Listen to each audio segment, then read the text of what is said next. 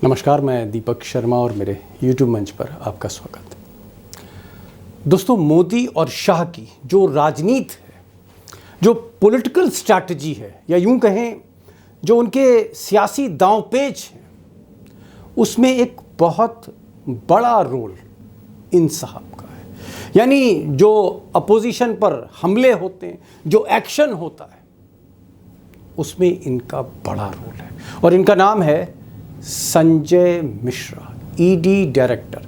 आज की तारीख में इस देश के सबसे ताकतवर ऑफिसर।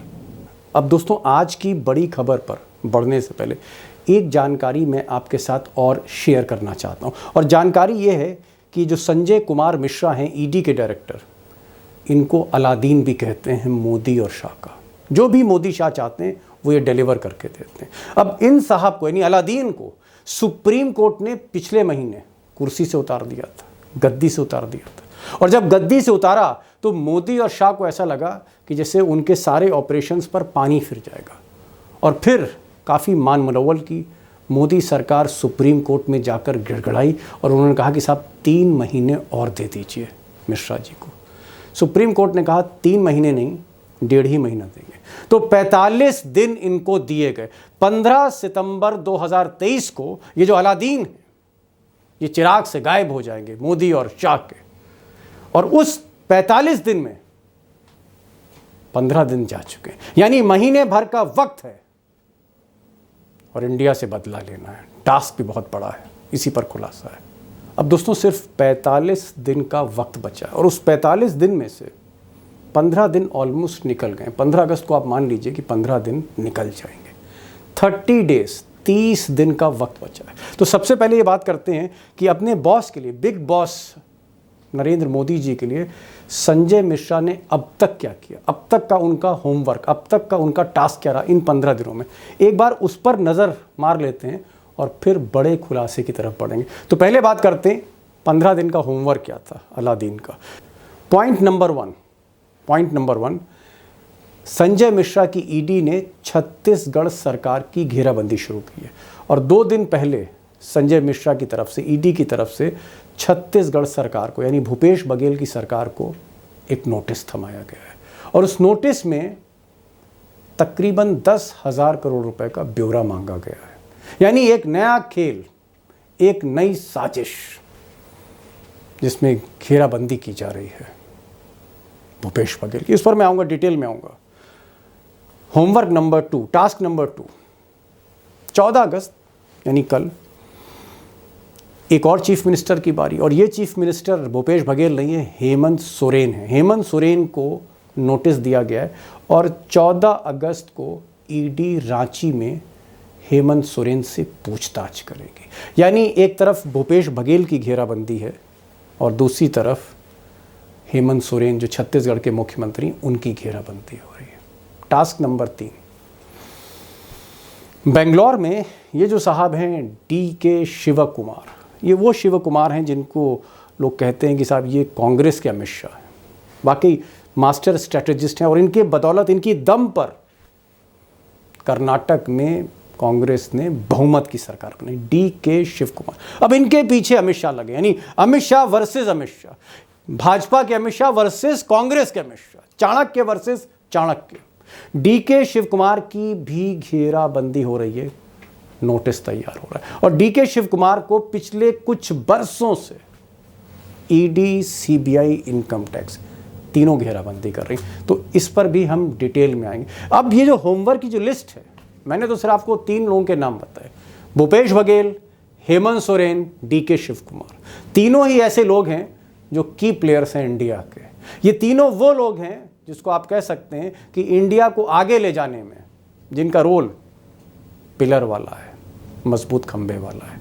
अब दोस्तों, अभी जो मैंने आपसे होमवर्क शेयर किया, उसकी कुछ हाइलाइट्स शेयर करी, ये तो 14 दिन का काम था, 14-15 दिन का। दरअसल संजय मिश्रा के ऑपरेशंस पिछले कई महीनों से चल रहे हैं और घेराबंदी विपक्ष की हो रही है। और शायद इसीलिए इन्हीं ऑपरेशंस को जारी रखने के लिए, इनको प्रभावी बनाने के लिए, सफल बनाने के लिए मोदी और शाह ने सुप्रीम कोर्ट से एक लाइफलाइन मांगी थी 3 महीने की, जिसमें से उनको 45 दिन संजय मिश्रा के लिए मिले। तो तो ये ऑपरेशंस क्या हैं जो चल रहे हैं, और जो जानकार बता रहे हैं कि आज की तारीख में ईडी की सबसे ज़्यादा जो सर्वेलेंस हो रही है, ईडी का जो सबसे ज़्यादा आप कह सकते हैं हाई अलर्ट पे जो उनका डिप्लॉयमेंट है, पटना, जी हाँ पटना में है, कोलकाता में है, रांची में है, रायपुर में है और बेंगलोर में। अब पटना में पिछले ही दिनों उन्होंने ईडी में घेराबंदी शुरू करी थी तेजस्वी की, फिर नीतीश कुमार से जुड़े कुछ उनके मंत्री थे, कुछ लोग थे जिनके यहाँ छापेमारी हुई थी कुछ दिन पहले, तो वहाँ पर हाई अलर्ट है। कोलकाता में ममता बनर्जी के जो भतीजे हैं अभिषेक बनर्जी, बताते हैं शायद इलाज के लिए वो अमेरिका गए, उनकी घेराबंदी हो रही, उनको ईडी नोटिस दे चुका है। हालांकि अभिषेक बनर्जी का कहना है कि उनके खिलाफ जानबूझकर जो है दुष्प्रचार किया जा रहा है, उनको फंसाया जा रहा है, उनके खिलाफ साजिशें हो रही हैं, ये उनका कहना है। लेकिन कलकत्ता में भी जो ईडी की जो टीम है वो हाई अलर्ट पर है। रांची, जैसे मैंने कहा कि 14 अगस्त को पूछताछ होनी है वहाँ के चीफ मिनिस्टर हेमंत सोरेन से, रांची में हाई अलर्ट है। रायपुर में, छत्तीसगढ़ में घेराबंदी चली रही है। मैंने आपको कहा कि 2 दिन पहले ही नोटिस दिया गया है सुबह भूपेश बघेल की सरकार को। और बेंगलोर का मैंने जिक्र किया कि बेंगलोर में डीके शिव कुमार की घेराबंदी हो रही है। तो मैंने आपको पटना, कोलकाता, रांची, रायपुर, बेंगलोर, इसका मतलब ये नहीं है कि मुंबई और दिल्ली में ईडी का कहीं ना कहीं हाई अलर्ट उतना नहीं है। दिल्ली में भी घेराबंदी है आम आदमी पार्टी की और बेंगलोर में भी घेराबंदी जारी है। लेकिन ये जो मैंने आपको शहर बताए 5, यहाँ पर खास फोकस है आने वाले अगले 30 दिनों में। अब दोस्तों, संजय मिश्रा का ये जो ऑपरेशन है 30 दिन के अंदर, 30 दिन की डेडलाइन में कामयाब होगा या नाकाम हो जाएगा, इस पर मैं डिटेल में बात करूंगा अपने एक्सपर्ट से। लेकिन एक चीज़ जो जहन में आ रही है, आपके भी जहन में आ रही होगी, कि इसका ऑब्जेक्टिव क्या है। ये जो 30 दिन है, इसमें जो ऑपरेशन करने जा रहे हैं संजय मिश्रा, इसका ऑब्जेक्टिव क्या है, इस पर भी एक नज़र मार लेते हैं। नंबर 1 पॉइंट, इंडिया के नेताओं पर गाज गिराना। जैसा कि आपको मोदी जी के लोकसभा में हाल की जो स्पीच थी उसमें आपको लगा होगा कि उनका टारगेट मणिपुर नहीं था। मणिपुर पे बहुत कम बोले मोदी जी। मोदी जी सिर्फ इंडिया पे बोले कि इंडिया में ये डीएमके, ये आरजेडी, ये आरएलडी, ये जेडीयू, ये आम आदमी पार्टी, ये सब यूनाइट कैसे हैं। एनसीपी अभी तक कैसे यूनाइट है तोड़ने के बाद, शिवसेना कैसे यूनाइट है तोड़ने के बाद, टीएमसी कैसे यूनाइट है, कैसे इनको तोड़ा जा सके। और इसीलिए target number 1, priority number 1, India के नेताओं पर गाज गिराना, जिसका मैंने अभी आपको झलक दी और आगे वीडियो में भी इस पर बात करेंगे।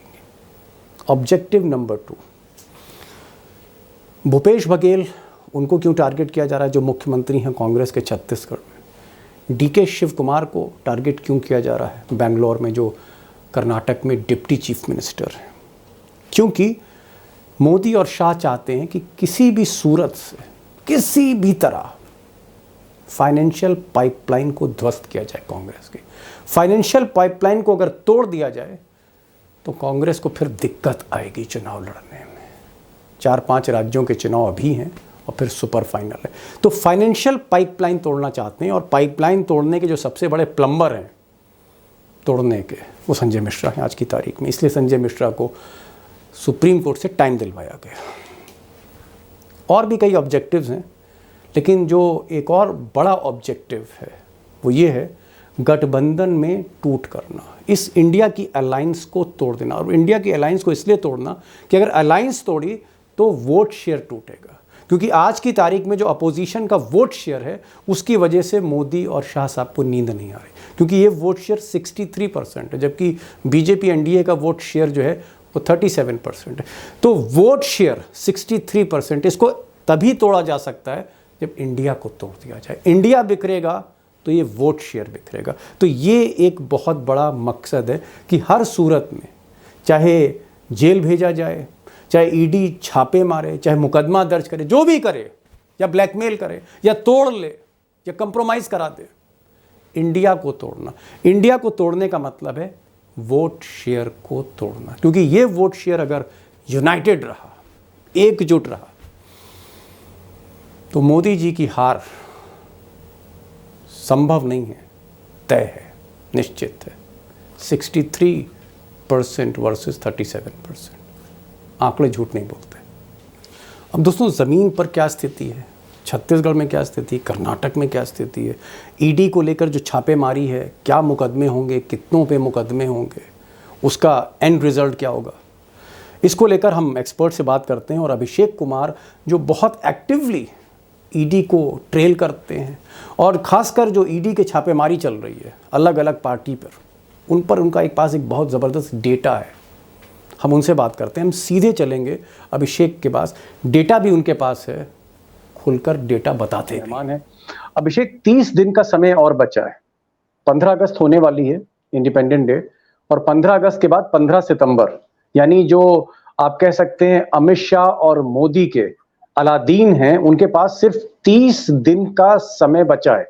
और जो खबरें आ रही हैं उसमें यह बताया जा रहा है कि जो फोकस है इस वक्त संजय मिश्रा का, ईडी का, बैंगलोर में फोकस है, बेंगलुरु में, और फोकस रायपुर में, छत्तीसगढ़ और कर्नाटक जहां पर कांग्रेस की सरकार है।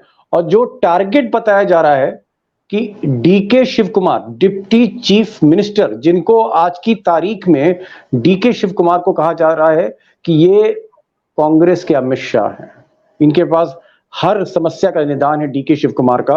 और एक बड़ी भूमिका भी रही डीके शिव कुमार की चुनाव जितवाने में कर्नाटक में। और दूसरे हैं भूपेश बघेल जो मुख्यमंत्री हैं, उन पर टारगेट है।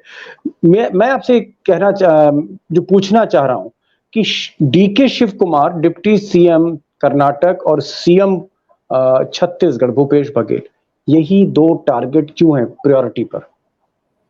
देखिए दीपक जी, ईडी के सामने अगले 30 दिन में 3 टास्क है विपक्ष के, और कांग्रेस पार्टी की बात करें तो कांग्रेस पार्टी के अंदर से 2 टास्क है।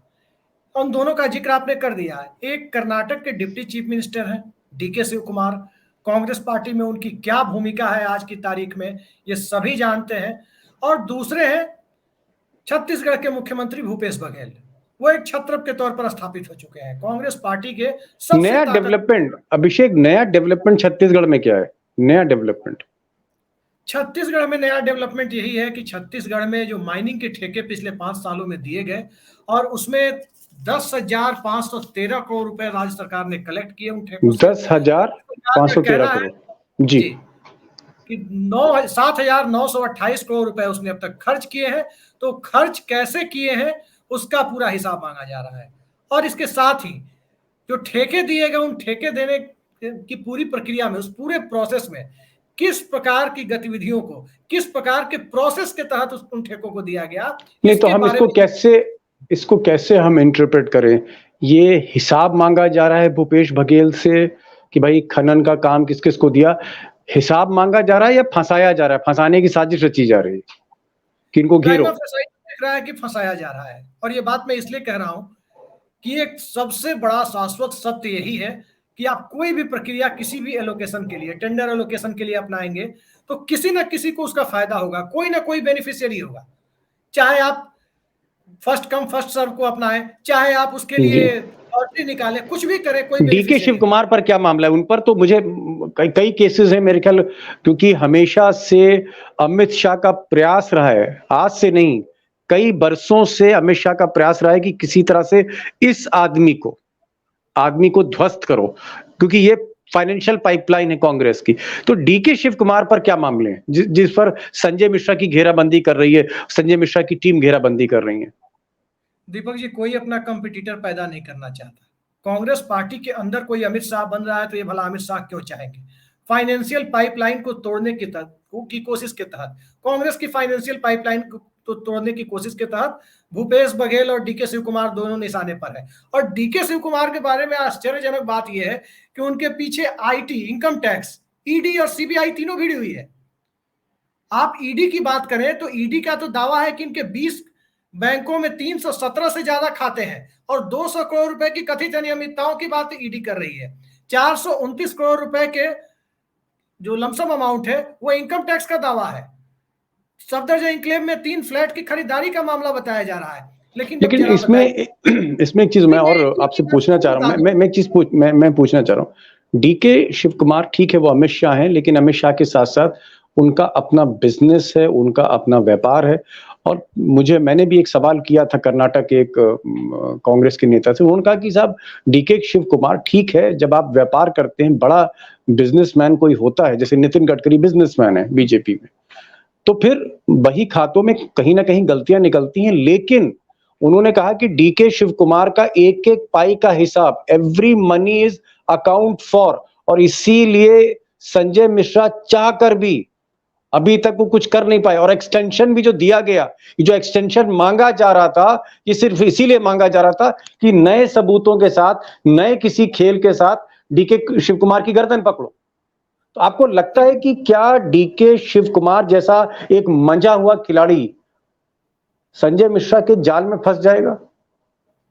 संजय मिश्रा के जाल में फंस जाएगा ये कहना तो फिलहाल मुश्किल है। फंस सकते हैं, क्योंकि यदि सरकार कोई लूप होल निकालना चाहे तो किसी के घर से भी निकाल सकती है।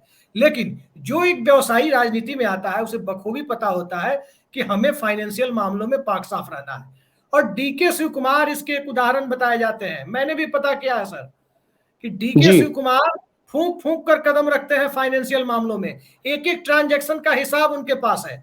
लेकिन जो 30 दिन अभी बचे हुए हैं और जो 45 दिन का एक्सटेंशन मिला था संजय मिश्रा को, जिसमें 15 दिन बीत चुके, अब इन 30 दिनों में डीके शिव कुमार को किसी भी प्रकार पकड़ने की कोशिश हो रही है कि कांग्रेस की फाइनेंशियल पाइपलाइन को आगामी लोकसभा चुनाव को देखते हुए ध्वस्त किया जा सके। अब तक डीके शिव कुमार पकड़ में नहीं आए।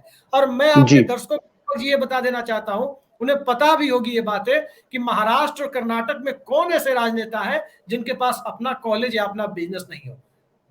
बिना पैसे के सियासत वहां हो नहीं सकती।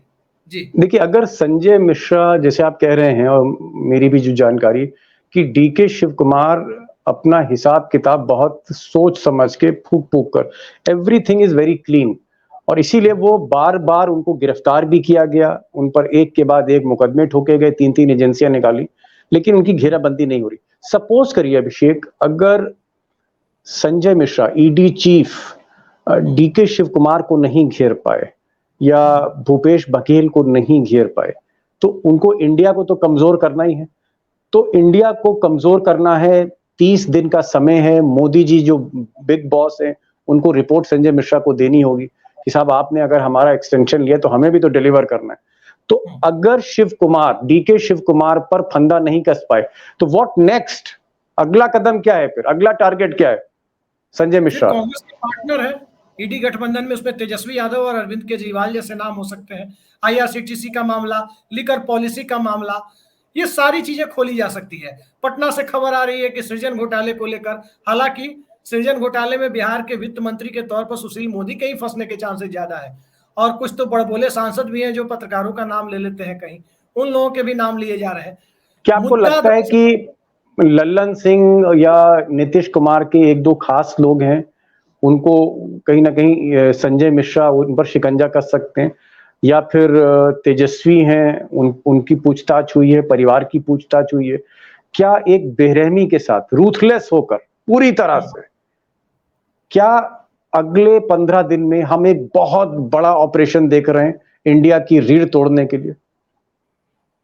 देखिए, ऑपरेशन कहीं ना कहीं तो होगा, लेकिन एक बात ध्यान में रखने वाली है कि ऑपरेशन नेताओं के ऊपर होने की संभावना कम है, क्योंकि नेता इन गतिविधियों को जान चुके हैं, वो बहुत फूंक फूंक कर कदम रख रहे हैं। हाँ, उनके आसपास के लोगों को घेरा जा सकता है। पार्टी चलानी है तो सबको पैसे की जरूरत है, और आसपास के लोगों को घेरने की कोशिशों में बहुत कामयाबी मिल पाएगी ऐसा लगता नहीं है। संजय मिश्रा को 45 दिनों का एक्सटेंशन मिला था, 30 दिन बचे। एक चीज और मैं यहाँ पर ऐड करूंगा। 14 अगस्त को पाकिस्तान की स्वतंत्रता दिवस से मत जोड़िएगा। 14 अगस्त यानी कल 14 अगस्त झारखंड के मुख्यमंत्री हेमंत सोरेन को भी ईडी ने पूछताछ के लिए बुलाया है। तो हेमंत सोरेन की घेराबंदी क्यों हो रही है?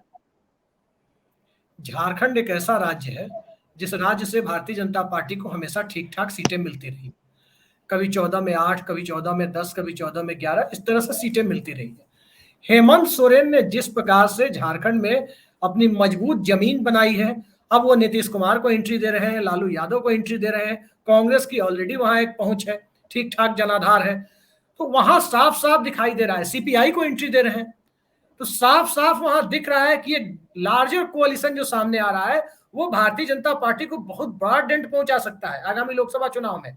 और इस बात को ध्यान रखिए कि छत्तीसगढ़ में जब जिस तरह से डेंट लग रहा है, वो भी माइनिंग बेस्ड स्टेट है, पड़ोस के स्टेट झारखंड में भी डेंट लग रहा है। और इन दोनों जगह भारतीय जनता पार्टी की सरकारें नहीं है 2019 की तरह। 2019 में छत्तीसगढ़ में नई सरकार थी कांग्रेस की, लेकिन झारखंड में सरकार थी रघुवर दास की, और 14 में 12 सीटें हासिल की थी लोकसभा में। और अगर मैं इसको एक बहुत सहजता के साथ अपने दर्शकों के सामने रखूं जो आप बता रहे हैं आपको, कि इनको किसी करप्शन से मतलब नहीं है, इनको लोकसभा में अपने नंबर से मतलब है। और उस नंबर्स के रास्ते में भूपेश बघेल भी बाधा है, डीके शिव कुमार भी बाधा है, तेजस्वी यादव भी बाधा है, अरविंद केजरीवाल भी बाधा है, और हेमंत सोरेन भी बाधा है। ये मैं छत्तीसगढ़ और झारखंड के लिए मैं चाहूंगा पूछना, एक सवाल मेरे जहन में आ रहा है। छत्तीसगढ़ में 11 सीटें हैं और 14 सीटें जो हैं वो झारखंड में, तो आप ये मान लीजिए 25 सीटें होंगी कम से कम। अगर ये जी, और इसमें आपकी रिपोर्ट ये कह रही है कि दोनों जगह हालत खराब है, तो क्या भूपेश बघेल मुख्यमंत्री और झारखंड के मुख्यमंत्री हेमंत सोरेन, इनको जो ईडी घेर रही है उसके पीछे है कि डिस्टेबलाइज करना इंडिया के कॉम्बिनेशन को, क्योंकि मोदी जी को लगता है कि सीटें कम मिलेंगी। अल्टीमेट टारगेट, अल्टीमेट ऑब्जेक्टिव क्या है? भूपेश बघेल के मामले में और हेमंत सोरेन के मामले में ऑब्जेक्टिव्स थोड़े अलग हैं। भूपेश बघेल के मामले में मामला यह है कि कांग्रेस पार्टी किसी तरह से इनको मुख्यमंत्री पद से हटाने पर मजबूर हो जाए, और किसी पॉलिटिकल पिग्मी को, यानी कि छोटे कद के राजनेता पैक करके सीधे जेल ही भेज दें, ना रहेगा बांस ना बजेगी बांसुरी जी। और हेमंत सोरेन को लेकर क्या है स्ट्रेटेजी अमित शाह और मोदी की? हेमंत सोरेन के मामले में सर स्थिति यह है कि हेमंत सोरेन पर दबाव बनाकर उनको एनडीए गठबंधन में भी लाया जा सकता है, ऐसा भारतीय जनता पार्टी का मानना है।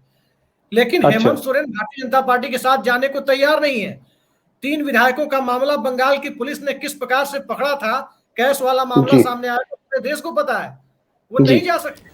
अब दोस्तों, मोदी जी और अमित शाह ने भले ही 45 दिन का एक्स्ट्रा टाइम दिलवा दिया हो संजय मिश्रा को, लेकिन इस एक्स्ट्रा टाइम में अब संजय मिश्रा मुझे कम से कम कामयाब होते हुए नहीं दिख रहे। भले ही वो छापे डाल लें, भले ही वो मुकदमे दर्ज करा लें, भले ही वो विपक्ष के नेताओं को जेल भेजते हैं।